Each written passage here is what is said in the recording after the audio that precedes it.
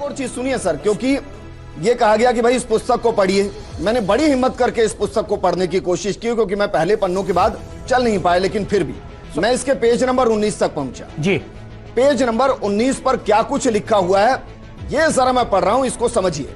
उसके page number 19 पर लिखा है कि विवरण श्री शिव महापुराण में शब्दाशब्द लिखा है।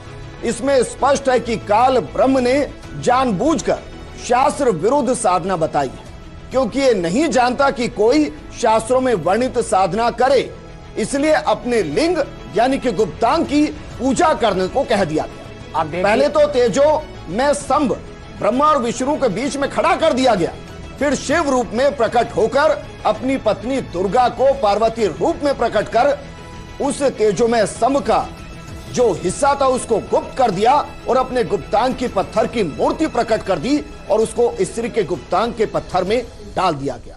और ब्रह्मा तथा विष्णु से कहा कि ये लिंग तथा लिंगी रखकर नित्य पूजा करना।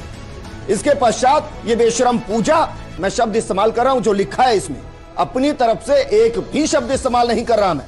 इसके पश्चात ये बेशरम पूजा सब हिंदुओं ने देखा देखी शुरू कर दी।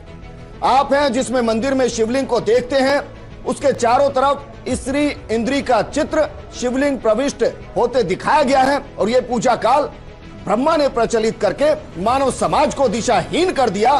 वेदों तथा गीता के विपरीत साधना की जा रही है, ये इसके अंदर लिखा हुआ है। बाल मुकुंदाचार्य जी, इस विवरण को पढ़कर कैसा लग रहा?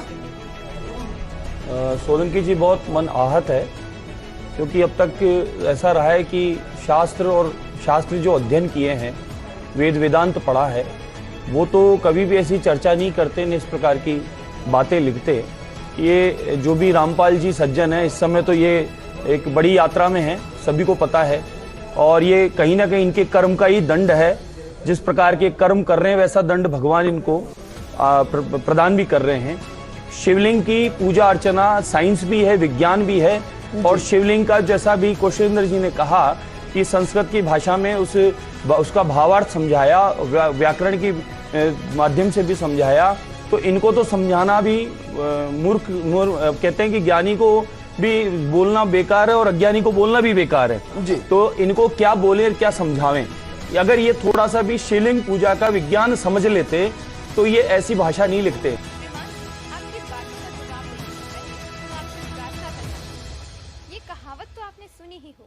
नेवर जज a book by its cover, यानी किसी भी किताब को उसके बाहरी कवर से कभी जज नहीं करना चाहिए।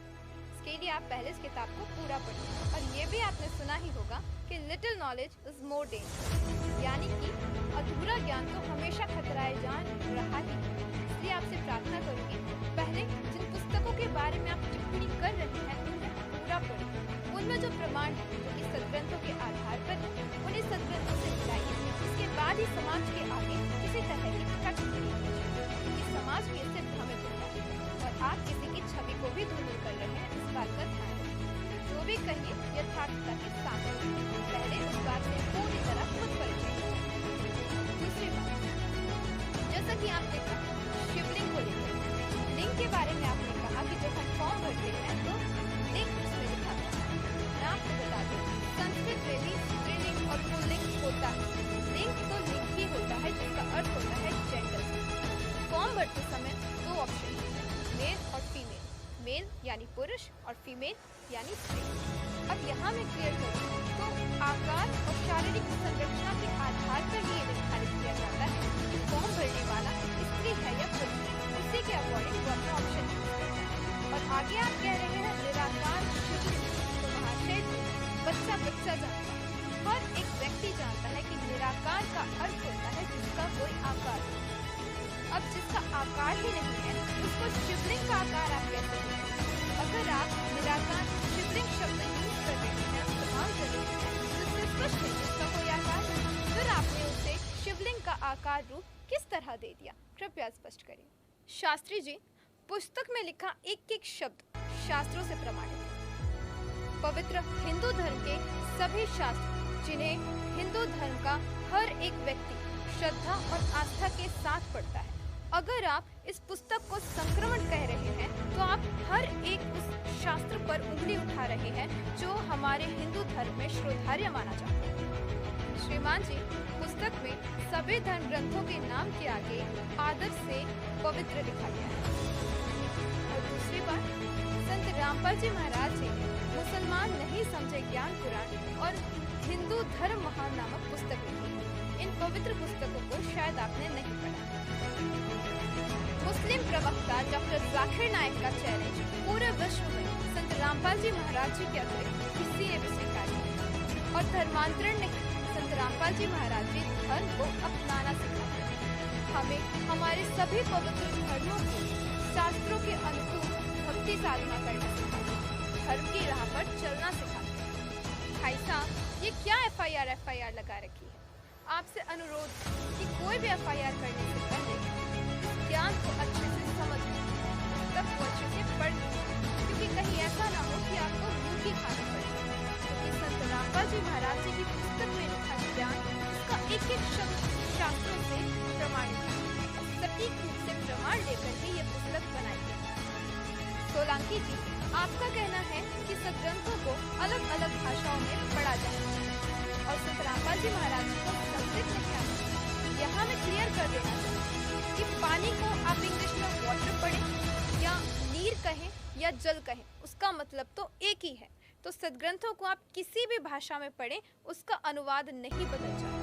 उसमें जो यथार्थता है वह वही की वही रहेगी। संत रामपाल जी महाराज जी के संस्कृत न आने की बात अगर आप कह रहे हैं तो आपको चैलेंज करती हूँ कि किन्हीं भी 10 पॉइंटों पर संत रामपाल जी महाराज जी को गलत सिद्ध करके दिखाइए।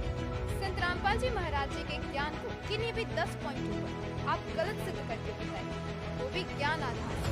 ज्ञान का उत्तर ज्ञान से ही देना चाहिए। और एक बात, आपका ज्ञान सदग्रंथों से प्रमाणित होना चाहिए, क्योंकि सदग्रंथ ही सदभक्ति का आधार है। मैं चैलेंज करती हूँ, आप 10 तो क्या एक पॉइंट पे भी संत रामपाल जी महाराज जी को गलत सिद्ध नहीं कर सकते अगर बात सदग्रंथों की प्रमाण की है। बाकी लोकवेद के हिसाब से तो अपनी मनमानी बात सभी की।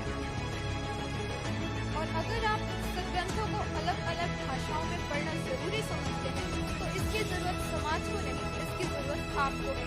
आप खुद ही अलग अलग भाषाओं में पढ़कर देखिए, उससे उनका अर्थ नहीं बदलता। और दूसरी बात, अगर आपने खुद अपने पवित्र सदग्रंथों को पढ़ा होता तो आज ये नौबत नहीं। आप ये दुष्प्रचार नहीं कर रहे, आप जनता को भ्रमित नहीं कर रहे, बल्कि अपने चैनल के माध्यम से आप इसी पुस्तक का प्रचार कर रहे थे और इस पवित्र पुस्तक को आज आपने मत्थे पे लगाया। यहाँ मैं आपसे एक और विनम्र प्रार्थना करना चाहूँगी। कहते हैं, गुरु बिन वेद पढ़े जो प्राणी, समझे न सार रहे अज्ञान। किसी भी सदग्रंथ को पढ़ने के लिए पूर्ण गुरु का आपके पास होना अनिवार्य है। यह हमारे पवित्र वेद शास्त्र में लिखा है। तो पहले पूर्ण गुरु बनाइए, पूर्ण गुरु की पहचान कीजिए, सभी सदग्रंथों को पढ़िए, उसके बाद ही किसी पर उंगली उठाइए। धन्यवाद।